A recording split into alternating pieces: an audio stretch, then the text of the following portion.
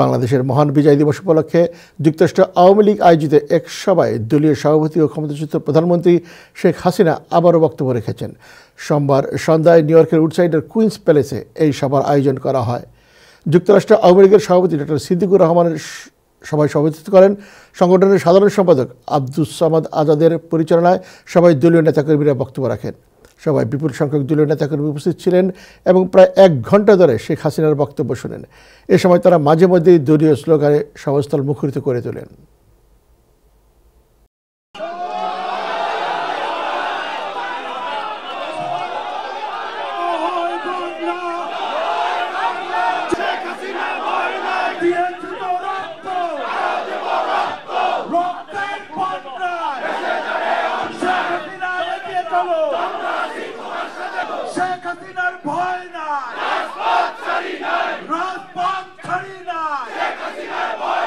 সাংবিধানিক অনুযায়ী তিনি প্রধানমন্ত্রী।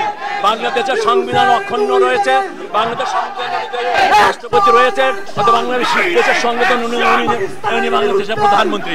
উনি নির্দেশনা দিয়েছেন যে যারা আজকে দখল করে আছে এদের মুক্ত করে 41 সালের মধ্যে স্মার্ট বাংলাদেশ গঠন করার জন্য আমাদের প্রস্তুত হতে বললেন এবং দেশের জনগণকে প্রস্তুত থাকার জন্য বলেছেন। এটাই তার মেসেজ আজকে।